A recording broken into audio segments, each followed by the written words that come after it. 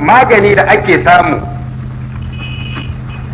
ta magungunan da annabi ya bamu, magungunan da suke warkar da cuta da ta shafi rai,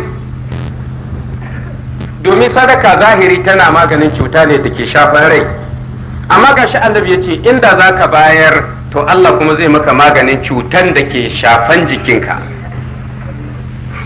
sai suka yi amfani da wannan umarni na manzon Allah, suka yi ba da sadaka saboda jinyar marasa lafiya, sai suka tarar da cewa ashe sadakar nan tana tasiri ma cututtuka na jiki, ma la taf'aluhu al-adwiyatul hissiyya, irin tasirin da magunguna da ake sha na cutan jiki ba su yin tasirin. Sun samu tasiri a wannan umarni na manzon Allah sallallahu alaihi wa sallam. Sai ya ce wala yunkiru zalika, babu mutumin da zai musanta wannan maganar ta annabi cewa sadaka na zama dalilin samun sauki ga mara lafiya, illa man kafafa hijabuhu, face wanda shamakin basirinsa ya yi kauri. Mutumin da shamakin basirarsa, shamakin da ya rufe mar basira ya yi kauri, don haka bai iya yarda da maganar ma'aiki, to shine wanda zai iya musanta maganar manzon Allah. Daga cikin waɗanda suka gwada aiki da wannan umarni akwai al-Imam al-Hakim, Allah ya ji kansa. Bai yiwuwa ka ba da tarihin musulunci, ka ce za ka ba da tarihin addinin musulunci ba tare da ka kawo rayuwar al-Imam al-Hakim ba, saboda gudunmawar da ya ba wa addinin musulunci. Yana cikin manyan malamai wanda aka yi a tarihin musulunci, al-Imam al-Hakim, wanda shi ya rubuta littafin al-Mustadrak. Yau mutuwarsa shekara 1021, Allah ya ji kansa. Al-Imam al-Hakim din wanda ya rubuta littafin al-Mustadrak ya gwada aiki da wannan umarni na manzon Allah sallallahu alaihi wa sallam. Wannan labarin Ibn Hajar al-Haytami shi ya kawo a cikin littafinsa Az-Zawajir a juz'i na farko shafi na 321. Ibn Hajar ya ce al-Imam al-Hakim ya gwada aiki da wannan umarni na manzon Allah. وقد تقرح وجه أبي عبد الله الحاكم صاحب المستدرك قريبا من السنة.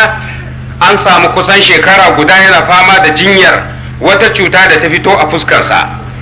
Ya yi fama da jinya, ya yi amfani da magunguna iri-iri, bai samu sauki ba. Kusan shekara guda, fasa'ala ahlal khairi du'a lahu, sai ya aika wa mutanen kwarai, malaman sunna, gabas da yamma, kudu da arewa, duk inda aka san akwai wani malami na kirki, malami na sunna, sai ya aika masa yana neman malamin nan ya taya shi da addu'a Allah ya bashi sauki game da wannan cuta da ta samu fuskarsa. Al-Imam al-Hakim, malamai aka tashi addu'a ga Imam al-Hakim ko Allah ya bashi sauki, fa aksaru min zalika, aka yawaita yin addu'a gare shi. Allah dai bai yi nufin za a samu sauki ta addu'o'in malaman ba. Ya gwada magunguna babu sauki, ya nemi malaman sunna su taya shi da addu'a, an yi addu'an saukin bai zo ba. Ranan yana kwance sai ya tuna wannan hadisin na annabi Muhammad, ya ce gashi manzon Allah ya ce dawu mardakum bis sadaqa, ku yi jinyan marasa lahiyan ku da sadaka. Yana tashi ko shawara bai nema ba, manzon Allah ya ba da umarni. ثم تصدق على المسلمين بوضع سقاية بنيت على باب داره. Ibn Hajar ya sa aka tona wani babban rami a kofar gidansa. Ibn Hajar ya ce al-Imam al-Hakim ya sa aka tona rami a kofar gidansa, babban rami. Garin ana wahalar ruwa a wannan lokaci, don kowane gari da irin bukatar su. To wannan gari na al-Imam al-Hakim, babban matsala da ke wannan gari shine rashin ruwa. Sai sa aka tona babban rami a kofar gidansa, aka yi daban wannan rami, wa subba fi halma, ya sa aka dinga ji da ruwa daga gurare da yawa, aka zo aka zuba a wannan rami. Sannan ya sa aka yi kowa cikin gari, ina duk mutumin da yake da bukatar ruwa ya taho ga ruwa na fi sabilillah, ba sai ka saya ba. Don haka duk mai bukatar ruwa sai ya taho kofar gidan al-Imam al-Hakim. Girki za ka yi, wanki za ka yi, dabbobi za ka bawa, aka zo ana ta ji da ruwa, shi kuwa daɗa sayowa yake yana zubawa sadaka ga al'umma.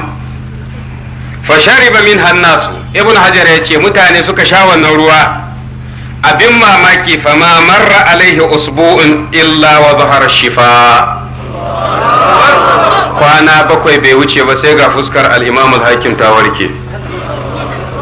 Kwana 7 ya gwada duk maganin da ake da'awar yana taimakawa ta wannan ciwo, Allah madaukaki bai yi nufin za a samu sauki ba. An taya shi da addu'o'i, Allah bai yi nufin za a samu sauki ba.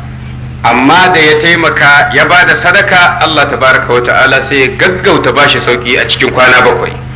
wa zalat tilkal quruhu, waɗannan raunuka suka kau, wa ada wajhuhu ila ahsani ma kana. Ibn Hajar yace fuskarsa sai ta koma mafi kyan wato da, bi ma'ana fuskarsa ta yi kyau fiye ma da da. Domin haka tabbas sadaka tana zama magani ga dukkan wani ciwo, in ji manzon Allah sallallahu alaihi wa sallam.